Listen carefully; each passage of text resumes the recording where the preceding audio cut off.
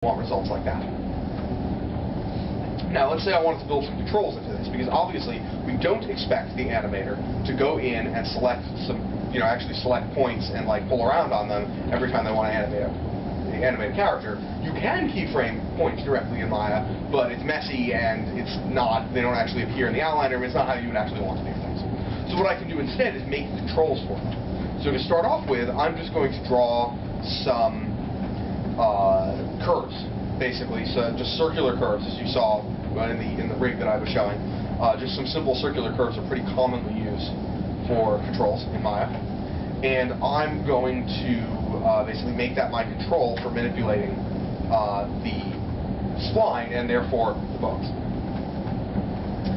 So I'm not going to bother to name it because who cares? It's just a demonstration. But what I am going to do with it is put it underneath a group. Now, groups in Maya are basically, I'm not sure what the equivalent is in Max, but a null, essentially. It's a transform with nothing in it. But when you are moving objects around in Maya and you want them to have a rest position, it's very useful to parent them to a group and use that group to move it into its rest position. So, for instance, for the control that's up here, that we want it to be at this location, sort of at 5 units. On the well, -5 for the Z actually.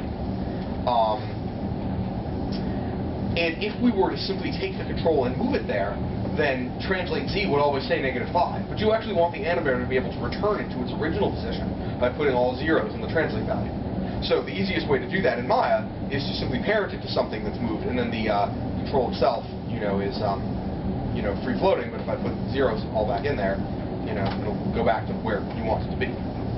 Then I would use what is called a deformer to basically select these control points and tell them to be controlled by an object. I'm going to use the deformer called cluster. And a cluster is just basically a collection of control points that get turned into a node, a transform node in the scene that you can move around. So I'm going to make them a cluster and parent them, still in component edit mode. Excuse me. And parent them to the control here. And I'm going to do the same thing for the control points that are lower down on this curve.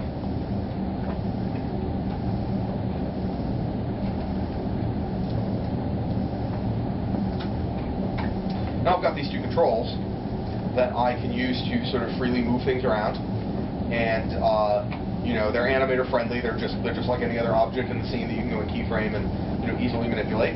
And I can take them and zero them out back to sort of their default positions. So that's sort of like the real basics of rigging in Maya. Here's how you go about setting up some bones and setting up some controls for them, and a little bit of how you'd sort of manipulate nodes in the hypergraph or hypershade in order to get whatever effect you want. And when you look at a full rig, like the one I had just shown, there's an enormous number of nodes coming in between the controls and the actual bones that are controlling the mesh. And it can get quite complicated. This is a very simple example, but it's all really based on this and this sort of concept. I mean, the controls for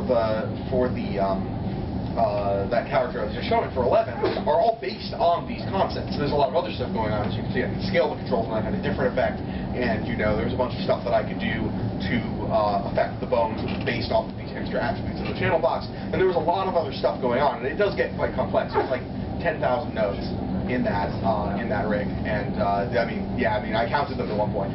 I mean, it wasn't quite 10,000; it was like 9,000 something, but there's a lot of them, and it does a lot of things. That rig has a lot of features, actually.